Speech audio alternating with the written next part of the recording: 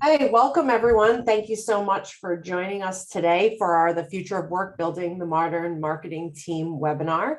I'm joined here by Candy and Michael, and I'll let themselves introduce themselves in their roles at Goodway. Candy, why don't you kick us off?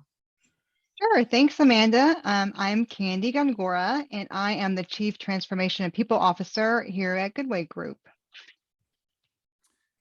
Hi, I'm Michael Hayes. I'm the Chief Growth and Revenue Officer for the Goodway Group, and I oversee the growth of business development team as well as the customer experience and marketing team. Perfect. And I'm your moderator today, Amanda Martin, Senior Vice President of Corporate Development and Strategic Partnerships. And we'll just jump right in there so we can respect everyone's time today. Like most industries, the marketing and advertising industry is constantly evolving, and the pandemic only accelerated that transformation. Since March of 2022, I think we all remember where we were in March of 2022. Many companies shifted to from full-time in-office work to permanent hybrid or remote work. This created challenges, especially for company leaders. And becoming and operating in a fully digital world means a lot for CMOs to reinvent how they staff their teams, what tools they use, and how they find new and innovative ways to collaborate.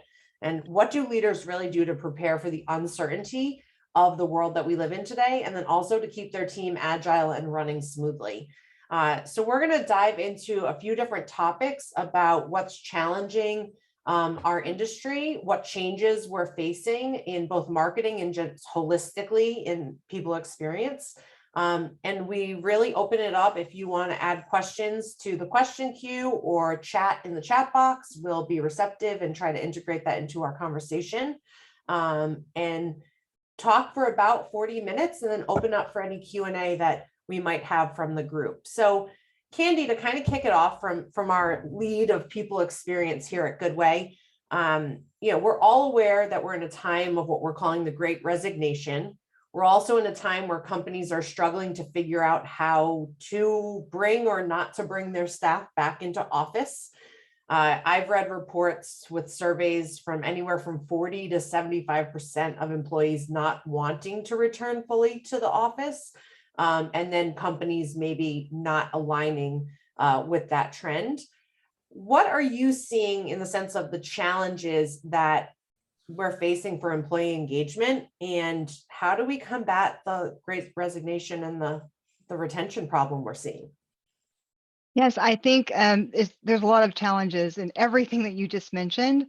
And, I was actually on a panel yesterday, and we were talking through this, and the conclusion we came up with at the end of the panel was maybe it's not the Great Resignation because these people are going somewhere. They're just leaving certain organizations. Maybe it's more of the great recalibration, because I think when we went through what we went through in March of 2020, we all knew where we're at, right? It caused us to think differently or pause and look at life in a different way, life and work in a different way. And we're really seeing a shift where the power is going to the people versus the employer. And so they are going somewhere. You just need to make it, your organization a place where they want to go. And so I think we see some challenges with, we had to go remote when the world pretty much shut down. And what I would encourage leaders to think about is what you did when you had to was needed, but that's not the real world of remote, and it's probably not the most effective way to do remote. I mean, you didn't have a lot of time. Basically, you were just surviving. And so a lot of companies have now shifted from remote to doing some hybrid, like maybe we're in the office sometimes or not, or having to go back and forth based on the COVID risk. But now you see people either leaning into, okay, we're going to stay hybrid, or we're going to go back to the office, or some are going to remote. And what I would encourage you to think about is rethink how work gets done, not just like where work gets done. It's more about the how. And so if you're staying remote, then really intentionally build that versus what you had to do in a crisis situation. The other thing is with hybrid, you're going to have to be even more intentional. To me, that's a little bit harder than in office or even remote. And so connections are important. Really mapping out the experience of your employee from their standpoint, and what does it look like at each of the interactions that you have with them. So those are some things that you really need to think about. And then hiring challenges are hard, and you're really going to have to rethink what you're doing to show the benefit to the employee when they're getting offered. I don't know, Michael, what did we hear yesterday? 30-40% more to leave. We were talking to some CMOs yesterday, and I've heard where people are getting double. That's not sustainable in the long term, but right now you have to show more value to your employees in different ways and really meet them where they're wanting more either benefits or flexibility, which, to your point, Amanda, a lot of them want more flexibility. So that's also another challenge. Yeah, and I think we'll dive into a little bit about that increase in cost of talent and what that means for staffing your team in-house and outsourced in a little bit. But I think at the same time that our working lives changed, our consumer lives changed as well. And so we have a changing work landscape, and then we kind of have a marketing economy landscape shift in the sense of how consumers journey through the process of decision making. Michael, you kind of talk about the new economy of marketing all the time. What does that mean to you? And this has also been brought about through the past 2-3 years. Yeah, for sure. Most definitely the last 2 to 3 years have produced a dramatic change in consumer behavior, and marketers and advertisers have need to adapt to that challenge. And that challenge isn't easy because there used to be a playbook. Years ago, we kind of went through 3 phases. If you look at this historically, years ago, and the first phase was predominantly traditional media, TV, radio, print, et cetera. And there was a playbook for that had been tested and battle tested for years. And so advertisers could run so much weight in media, and they predictably would get so much outcomes from that in terms of sales. It was a very predictable model. It was relied upon. And granted, you didn't know what everything worked exactly, but still it was pretty predictable. Then it shifted when the internet was introduced as a commercial medium, and it got commercialized with advertising. Some of that shift went to phase 2, which was what I call digital, and it was traditional and digital mixed together. The model still worked though. By and large, the playbook, you still relied heavily on in traditional linear TV, for example. And so advertisers had shifted some dollars, let's call it 20 to 30% of their budgets to digital. But if you fast forward to today, that consumer journey has changed dramatically. Consumers have shifted. It started in phase 2, but it got accelerated through the pandemic into what we are in now, which is a full disruption of the media ecosystem and landscape across advertising. And then in this third stage, in my view, there isn't really a playbook for advertisers and marketers. It is much more elusive to do brand building today than it was 10 years ago. If you look at television ratings from Nielsen or other source, you will see that television ratings have declined dramatically. And you would think logically that they would have stayed at least stable or maybe increased when everyone was at home locked in during the pandemic. But no, what increased was streaming. And even this classic media type of sports. Everyone thought sports would hold steady. But actually, whether it's the NFL or whether it's Major League Baseball or the NBA, they also took a dive in terms of viewership. So that leaves advertisers with a complex kind of ecosystem to figure out, which I guess leads me to my next point, which I think this playbook, there's really 5 challenges that we've identified as the Goodway Group that kind of make up this new economy that we're dealing with. The new economy actually is an old word, but I really do think is a new era of the new economy that's been accelerated. First off, Amanda, you mentioned the first one, which is this complex customer journey. It's less linear, it's more complicated. Consumer paths are much, much different today. That's number one. Number two, consumer shopping disruption, the rise of digital social and other channels have accelerated during the pandemic. And so people are much more comfortable to shop on their phone and online than they are in the physical world. And so that behavior shift has changed dramatically. Number three, the one I mentioned that I think is a big one is that brand building is elusive. What you could do before is much more difficult to do today if you're launching a brand new product. And I would argue a lot of brands, not all, but a lot of brands neglected their brand building for several years in favor of performance-driven media. And they don't have the demand they used to, and demand has fallen off. And so now they're trying to go back and retrench into brand building. And that old playbook that they used to run isn't working as well.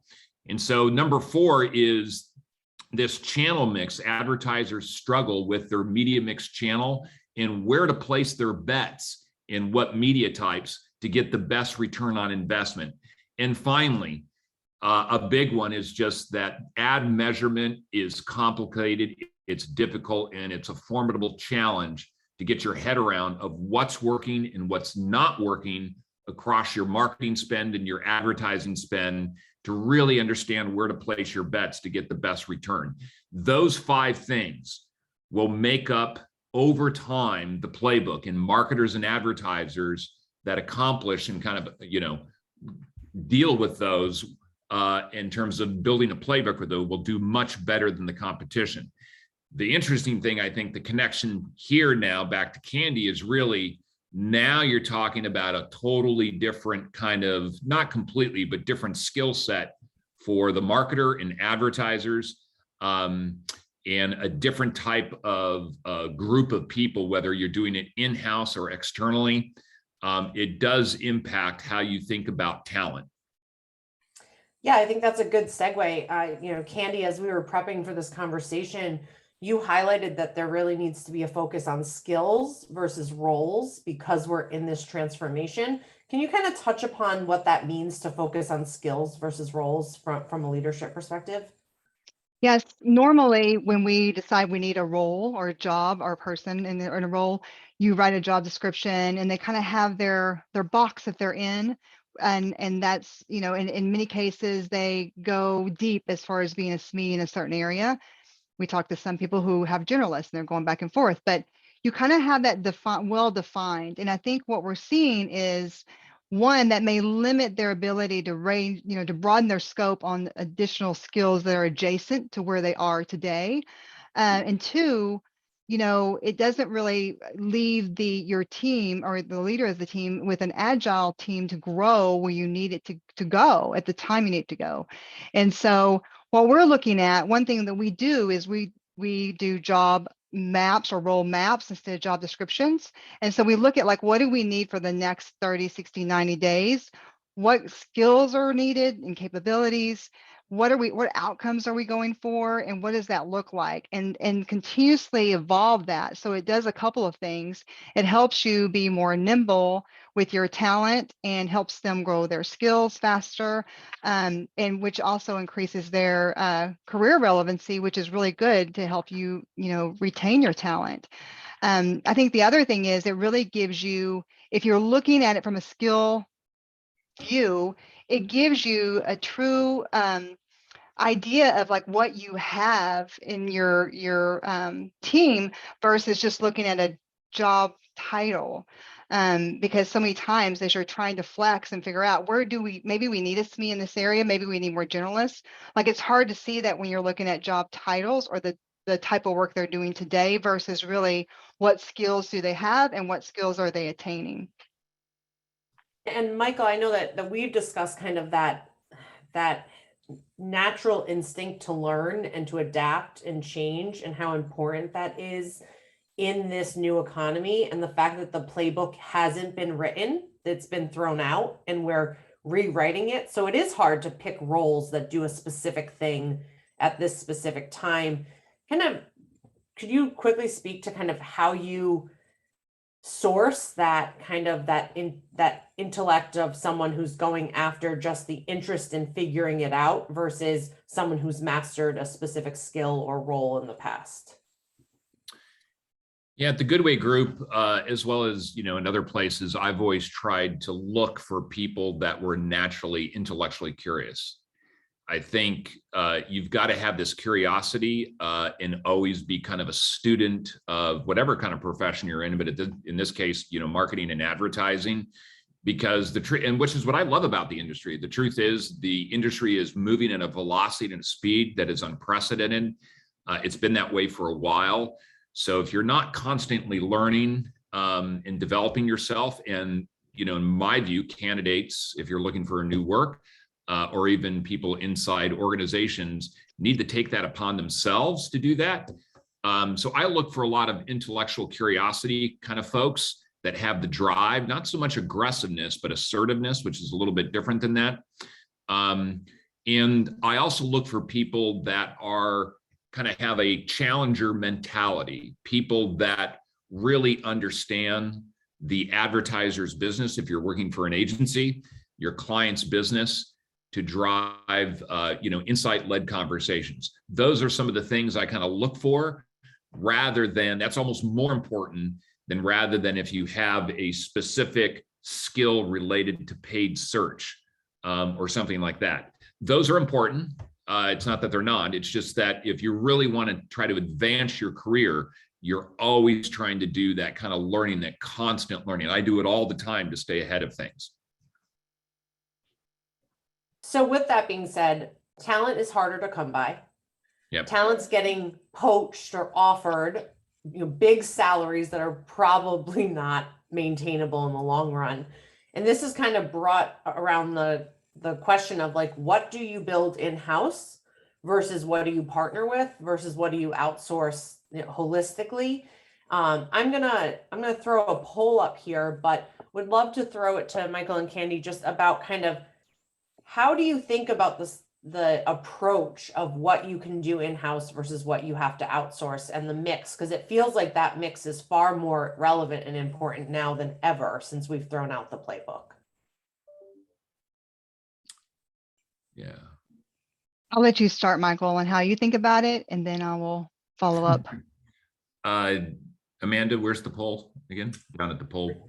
There it is. Sourcing different areas. So yep. Are you seeking kind of data and analytics, SEO, creative, public relations? Like what kind of areas and functions are we sourcing externally versus internally?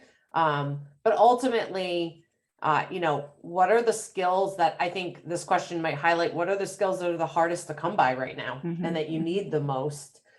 So Michael, in your perspective, like what's the marketing team dynamic changing in the sense of like the skill sets and roles you need? Yeah, I think probably the number one, hardest type of people to source are data and analytics and data scientists, technology people, especially if you're not at some of the big 3 or 4, folks, meaning Google and Amazon and Apple and, those types of folks. I think even they have challenges. They have so many jobs open. So I think those types of skills and talented people are hugely in demand. We face that all the time. So that's number one. And number two, I think when I think about outsourcing or insourcing, I think it's I hate to say this, but it kind of depends who you are. I think that, if you're an entertainment company, is your wheelhouse really to run large media campaigns and advertising campaigns and do all the programmatic stuff. Some, the Disney company did insource that and brought a lot of it in, and roughly 70 to 80% of the Walt Disney Company's media is now handled in-house. Some traditional media like, out of home and things like that I think are still bought by their agency. But when you look at that, some organizations, if you're Burger King, you may not really want to insource everything. So it kind of depends who you are and where you want to focus your energy. And by the way, the benefits of outsourcing, even to companies like the Goodway Group or other agencies and service firms, is they're really accountable to staying ahead of the curve. And they get, scales of economy by hiring, literally, we have hundreds of traders for our programmatic offering, and we're constantly training and upskilling them. That's hard to do if you're Burger King when you have 2 traders. And by the way, where's the growth path for them? So I think in some cases, there's a lot of things to consider here in terms of insourcing versus keeping it outsourced through high quality suppliers. Yeah, and I'll just share the results of the poll. I think the data and analytics folks might be the hardest to find, but it might be the most valued in-house resource that we're all fighting for. And then from a creative public relations and SEO standpoint, I think they lead in outsourcing. To that point, Michael, like, how do you create a path within an internal team for those individuals if it's going to be kind of a small nucleus that kind of works on its own? Where does that person go within the org from a career pathing standpoint? So I think that's really interesting. I think we all want the data and analytics folks to stay in-house, and that might make it even more challenging. Candy, I don't know if you have anything to add. I mean, it is a challenge. I think it is, really understanding what drives those people, that type of person, a data analytics person, to come to your organization, and then what keeps them there. And more, just like we do with clients, we need to look at our employees the same way. And employees have profiles, they're different. And you have to expand your needs of benefits and offerings, and think about your culture from different employee types. And they have their preferences. And so there's probably some things that you can do if they're hard to come by and that's what you need. There's probably some things that you can do to entice them to come and stay. You just have to be intentional about it. All right, perfect. So I think that's a good kind of segue into our next poll, which is, with the change in remote to hybrid workforces, what pain points, our biggest challenges, are folks kind of facing right now? So I'm gonna launch this poll to get some feedback from our attendees today, and just kind of understanding the areas where people are struggling more so. In the sense of, is it the breakdown in communication with everyone being remote? Is it keeping people employed? Is it burnout? Is it the lack of integration and effective technology? So this will help us kind of figure out where the group is thinking, and we can kind of jump into those communication areas. But Candy, I know that Goodway has kind of turned to technology a lot in being a remote company that's been remote for nearly 15 years and with great intention. Kind of, how do you see technology playing a role in some of these challenges? I think technology is a great option if you understand how to use it the right way. And so many times you go straight to technology for the solve, right? That's just straight there without truly understanding what you're trying to solve, or is there something foundational that needs to be in place first? And so if you're looking at maybe just like connections, like what part of that is missing? So we saw a lot of Zoom and happy hours, and that's great, but like we found out that it's more than that as far as what people need for connections. So truly trying to listen and understand from your employees, or really dive into what you're trying to solve, and then ask if it's technology. For us, we've been doing this for a long time. So now we're kind of adding technology on top of a lot of the things that we've done in the past that are foundational. An example is the use of VR. So all of our employees have VR headsets. We just had our first hybrid summit, which is a all companies, what we call it, where everybody comes together. And normally we come together twice a year because connections are important. And we come together in one location, and we learn and play together.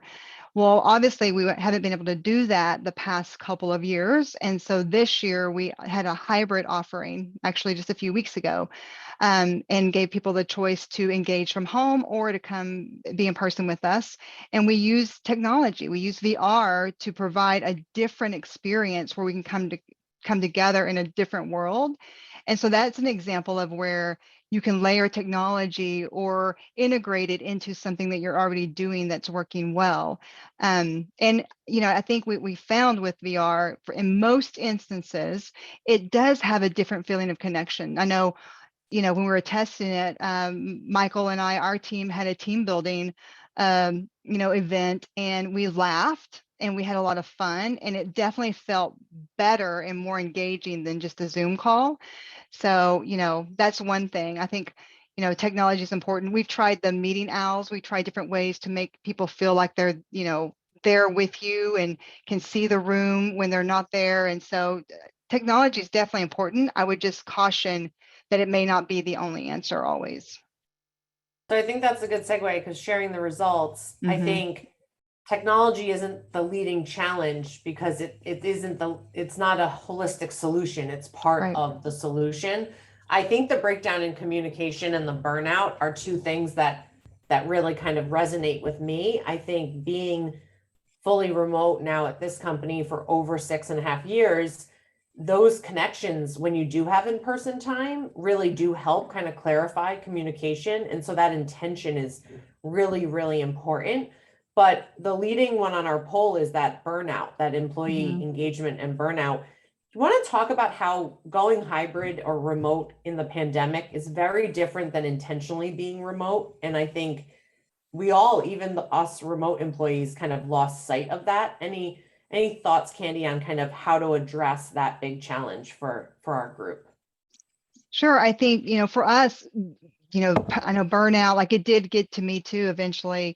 And we were prepared for remote, but what we weren't prepared for was worrying about our parents or grandparents, or having our children at home because the schools were closed, or, just the things that we hadn't had to deal with before. And I think what we realized is we had to give our employees options, and we needed to care for them, but everybody had a different scenario in their home.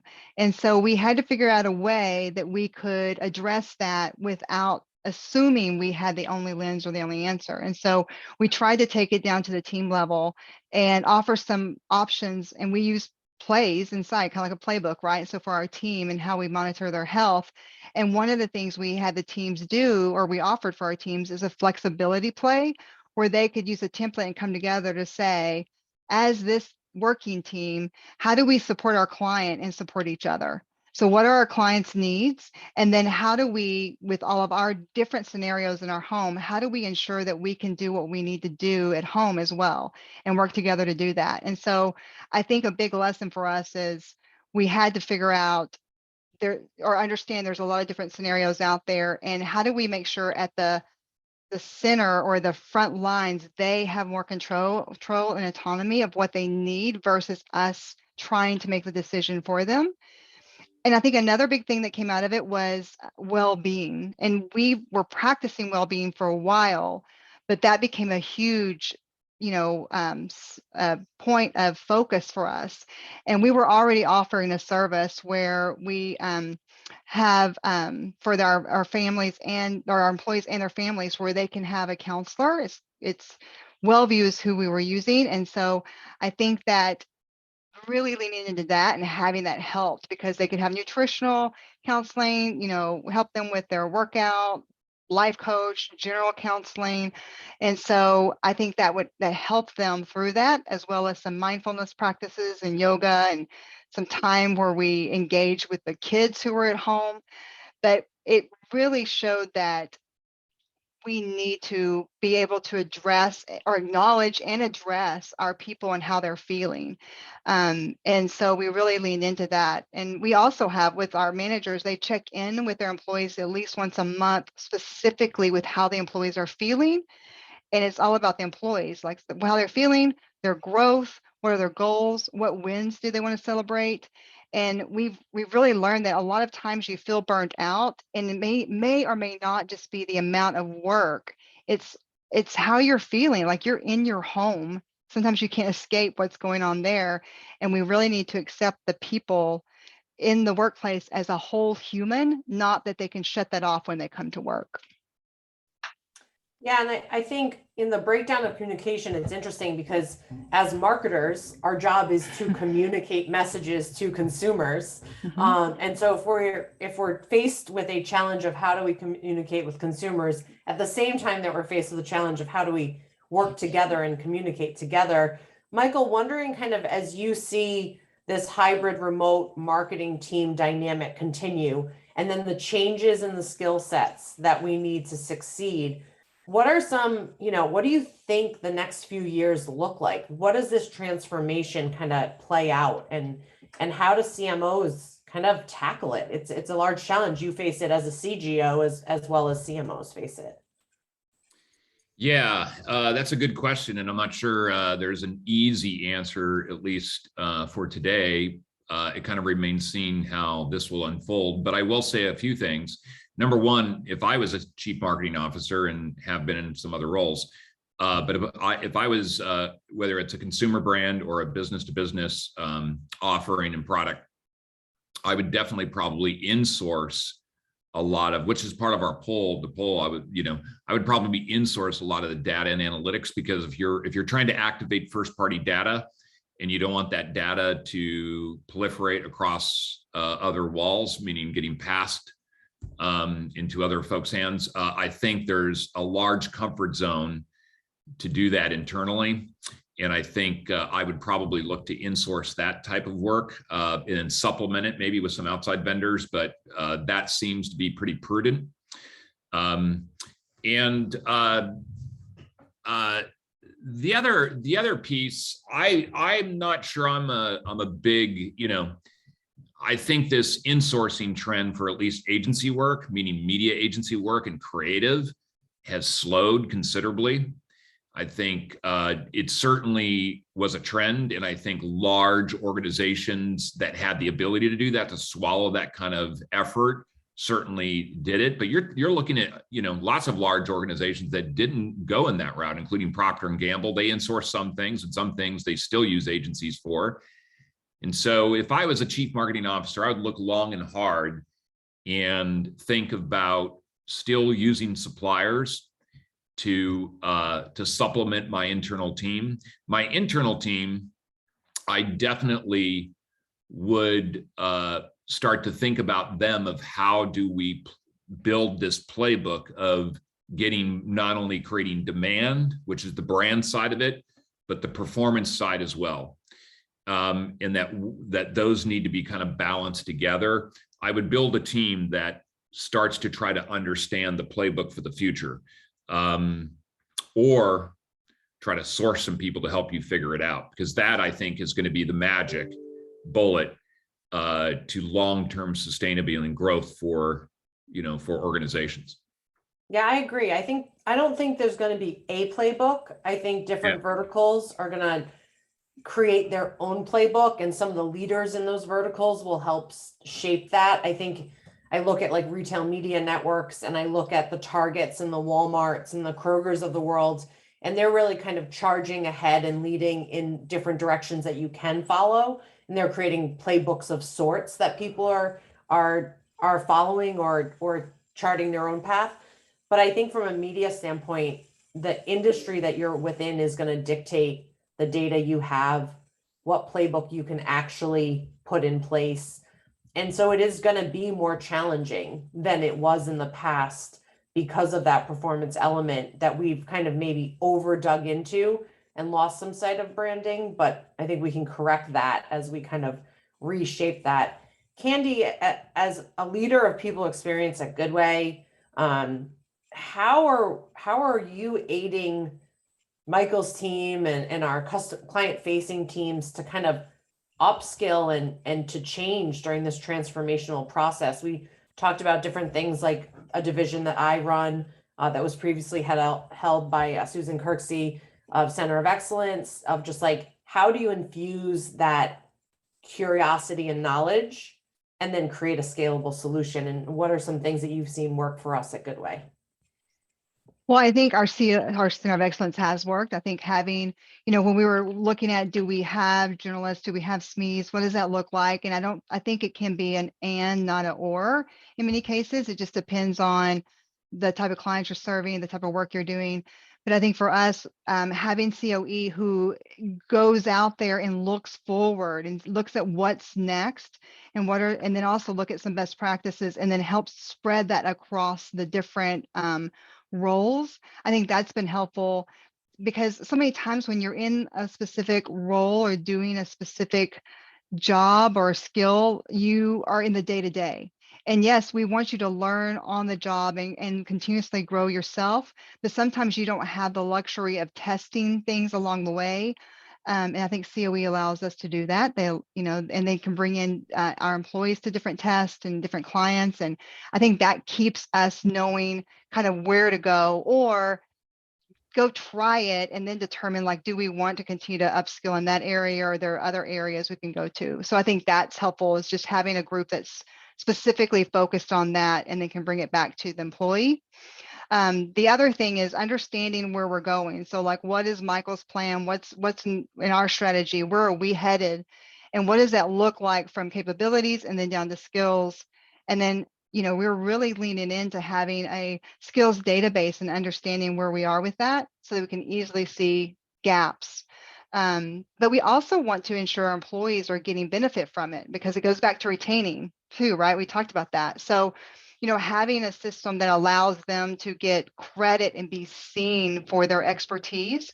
So we're building that now so that they can actually get that outward facing credit. And so, one example is using a system like Degreed and then Creditly on LinkedIn. And so therefore it's not just about internal, it's truly building their brand as well as an employee and as expert. So, but I think, the other thing that we do, and we heard this from some CMOs as well, is like, who has the time to develop? Like, we're just trying to stay, especially as you lose talent, your team may be running smaller. We're just trying to focus day to day. But I would encourage you to carve out some time, even if it's like, figure out with your team, how can you spend maybe 1 hour a week of dedicated learning time? And then if you have a narrow focus about what you need to learn, or what you're looking at in the future, then at least it's high impact as far as the way you use your time. Goodway Group, we have a day a month that we call D3 Day. So it's our dedicated development day. And that day we really try to limit, like, we don't have internal meetings and things like that. We still service our clients, but then our next priority is learning. And so whether it's a team learning together, whether it's the offerings that we have as far as classes, or if you have your own time set aside for you to go learn or try things, we really see that as important, because we can't keep hiring in new talent. We have to grow our talent as well. And of course that, the benefit is then we can retain our good people as well. Okay, so before we transition to answer any questions that those who have joined us may have, please feel free to put them in the chat or drop them in the question queue. Michael, from you're sitting on growth and revenue, and so you're at the forefront of our client interactions. How do you see agencies like ourselves helping marketers with some of these challenges? And where are we seeing that engagement really be a multiplier, where it's not 1 + 1 = 2, it's far more than that? Kind of what, in your sense of, you shared earlier that, like, partners and vendors are important pieces of the puzzle here. Yep. How are you seeing our engagement with marketers change or adapt or succeed? Yeah, I think there's obviously the agency landscape is huge in terms of what the offering is out there. There's not just media agencies, but creative agencies, multicultural agencies, promotional agencies. So all of them are a little bit different in terms of what they provide marketers as an outsourced solution. I think for us, for the Goodway Group specifically, we look for people and we provide insight, data-driven marketing kind of offerings, meaning it's a much more strategic approach to our clients. And we also have an activation piece, meaning media activation, very programmatic. But we're looking really to provide a much higher level, not just the table stakes, but the stuff that's exceptional, that's differentiated for our clients. And so the things we're leaning into is to help marketers figure out that playbook for them by vertical, like you said, because it does change. What you do in travel for a hotel chain is much different than a quick service restaurant, and much different for automotive. So we're looking to build those playbooks of how to best place their bets to drive optimal performance for that particular client. And that is a much more strategic question than, how much does a banner ad cost? Or, your cost per clicks and things like that. Those are very activation types of questions and, delivery. So that's the kind of stuff I think that we tend to lean into with our clients, and they tend to, they hire and that we get, paid to do. So, hopefully that's helpful. Yeah. So I have a question, and Candy, I think probably best for you to chime in at, but what were some of the biggest challenges that Goodway faced when we were in the early days of being a remote company? I'm sure there were many. I know of some just because of what I've learned and heard. I wasn't here in the early days, but obviously, how do we train, right? So 15 years ago, training was literally in person, right? You go to a classroom and you go in person. And so I think that was one, and just getting used to how do we use some technology to do that? Because what we have today as far as learning management systems was not the norm 15 years ago. And I know the first round of even putting training together, after getting past the fact that you have to have someone in person, because I know that we would fly them to be in person and train, had been kind of leaning too much into like, go watch this and read this checklist or do this. So then it became a little bit more where it was a lot of alone time learning. And I think we've really grown to where we have a lot of mixed media, as well as, how we engage and connect through the training. So that was one. I think also is we had some people in the office as we were starting to hire remote. And so how do you make those connections when you have a conference room and you're having a call, or, and then you have some people who are out? How do you make sure you're connecting and you're able to chat? Again, technology has helped us a lot, but in the early days, it was a little bit different, and a lot of lessons learned. Yeah, I think one of the things that I've learned, I've been at Goodway for 6.5 years, is that the remote work industry is coming up with new solutions all the time. Mm-hmm. And so in the beginning, we had to build our own solutions because they didn't exist. And now there are team working solutions and different offerings to help with communication and recognition, and things that help you not have to carry that burden holistically on yourself. But that playbook isn't a set it and forget it one either. I think remote work looks dramatically different than when we were one of the only ones doing it, and now a lot of people are doing it. So I think it's also just revisiting, are you up to date with the opportunities out there? And then those technologies are changing as a new generation enters the workforce with different expectations. I think there's generational differences between changing from in-person to remote for different generations of experience level. How long were you in an office? I think makes your transition to not being in an office very different than someone who never went into an office and got hired into their first job during the pandemic. So there's a lot at play there. We have a question from the audience. What would you say, or what advice would you give to a leader who are concerned about the challenges a hybrid or fully remote work environment might present? What challenges they might present? I would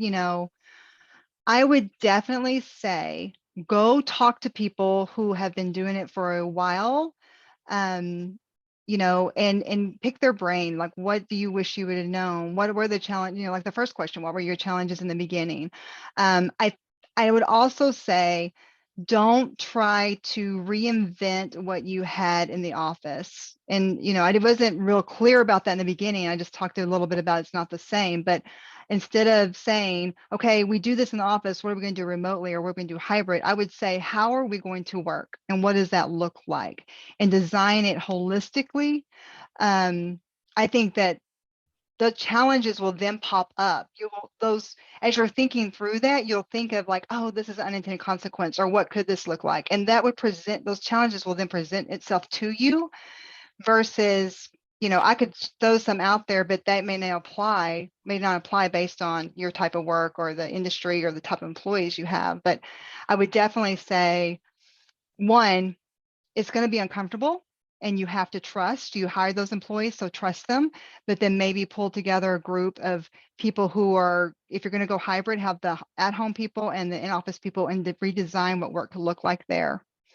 Yeah, I would agree. I think having been a leader in a remote workforce and prior in an in-person experience, trust on day one is the most important thing. You have to trust that people are good intentioned and are working hard, and they can lose that trust, but you have to give it to them in the remote environment in order for them to lose it or continue to earn it.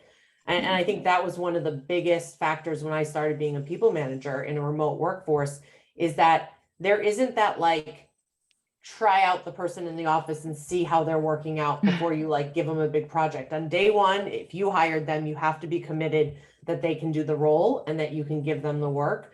And I think that's a big shift. So I totally agree with you on the trust comment. It is. Well, and I was going to say, Amanda, too, the other piece of that would be like managed by outcomes, not by you watching the work or the task, right? Which goes back to that trust. I mean, you spend a lot of money to recruit them and interview them and hire them. So yeah. Give that trust. I agree. Michael, this one's for you. What's your biggest piece of advice for an outside person who has recently become a marketing department lead in a very established team that needs to modernize? So maybe someone who hasn't thrown out the playbook yet. Any advice? Yeah, this reminds me of this old quote that says, I don't know who said it, but everything is easy until people get in the way. So, yeah, that's a difficult kind of challenge. I think the one piece of advice I would say is you need to bring people along and include them in the process for the change. If you leave them, if you go out and try to change and go push too much towards the future, they will dig in, outwit you, outsmart you, do all kinds of things. And I think the way around that is to be humble and start with defining the problem first, rather than all the solutions. A lot of people kind of love to jump to solutions because it's easy. It's quite frankly, it's sometimes more fun. But the truth is you got to spend some time and figure out what the challenges are in the organization and where you want to go. What's your vision of the future and how do you want to get there? And that is usually grounded in defining the problem. I think it was Albert Einstein who said he would, if he only had an hour to save the world, he'd spend 59 minutes defining the problem and 1 minute on the solution. So my advice is to bring people along. If you don't, they won't follow you as a leader. And the other piece of advice is in order to have that influence, you need two things. You need trust and credibility. So you need to build trust with them and get to know them first. And in a remote environment, that means a little bit different than an in-person environment. But one of the things that has been mentioned here, even the remote piece, is that Candy and the org, I've only been here 6 months, but they encourage us to meet in person too. Not every day, of course, but occasionally, 2 to 4 times a year, let's say. And so meeting your people, if you're remote with this marketing person, to get to know them is super beneficial. You'll build trust quickly over lunch or breakfast or whatever. So again, trust and credibility will lead you to influence, and bring them along would be the advice I would give. All right, I've got 2 more questions, one for each of you, and then we'll close out today. So we mentioned brand building being something that kind of has been foregone in the recent past in lieu of performance metrics. Do we see this trend maintaining? If not, what are the major pillars to focus on in this environment? I think, Michael, this is right in your camp. Yeah, I think what I meant by that, and maybe if I don't answer the question, my apologies specifically what you're looking for there, but in my view, and maybe others, but in my view, there's been a lot of brands who have abandoned brand building. I won't tell you that the advertiser, but a hotel client with, there was a lot of conversations of pushing the majority of their dollars into paid search, which is a performance media vehicle by and large. And, so they did a lot of that kind of movement, and they sacrificed brand building, and they became irrelevant in the eyes of the consumer. And if you don't drive that demand, you're not going to get the bookings. But that's true in other categories too. I would argue other automotive companies are almost irrelevant in the eyes of the consumer. When you think about buying a new, vehicle, are you in that consideration set? And if you're not outside of it, you haven't done a good job of brand building. So I think over this isn't in the last 3 years, this is, I would call it in the last 7, maybe 10 years, brands have, they've neglected their brand building. They're paying the price for it. Not all companies. Think about Apple and something like Tesla. They don't do hardly any performance media. And I'm predominantly a performance marketer. So, you want to kind of pay attention that you need a blend of both. You're not going to get good performance on the performance side if you're not driving demand. If you're a direct to consumer company and you're just starting out, yes, you're going to start with paid search, go up the ladder and maybe do some Facebook stuff and eventually YouTube and things like that. That's true. But eventually, guess what's going to happen? You're going to start creating demand for yourself, which is a branding exercise. So it depends what kind of advertiser you are. I'm obviously giving broad strokes here, but that's how I'd kind of further add context to my comments that hopefully help answer the question. Yeah, and I would add, Michael, that right now with some of the changes in the industry, with measurement getting harder, sometimes we tend to throw budget to the place where ROI is the easiest to measure, which then might be bleeding out an area that you need to focus on. So like if you're not creating the knowledge of your brand at the same time that you're capturing the interest in your brand, at some point that funnel collapses and it doesn't feed itself. So I think we've seen that where budgets have shifted because you can prove it worked, but one day it slowly dries up because that consideration pool has not been fueled. So I think it's a good balancing act of art and science in the marketing world, and not one cannot win over the other. They work together. That's so correct. Candy, to close us out, are there improved ways or best practices to provide and share or provide productivity remotely? Do you call more, email more, establish standing meetings? Like what? I don't know that there's a secret sauce because I think it's relatively, company by company, but what are some of our best practices or lessons learned? Well, I think, actually having a good cadence is important, right? And agreed upon. So, depending on the type of work you're doing, maybe it is a quick weekly stand up, or maybe it's a bi-weekly. But I think it's helpful to, again, you have to be intentional to share, like, this is what I'm working on, or agree to the outcomes we're looking for, and then go do the work and then give some updates along the way. One of the things too that works well here is we work transparently. So if I have a thought or idea, or like, I have a project I'm working on, I may put a shared doc out there with just like maybe some really raw thoughts, and shoot that to, share that doc to my manager and leader and say, hey, this is where my head is right now, like react to this. And then we'll kind of work off that shared doc, and then I can then, come back on our regular monthly meeting and share with him.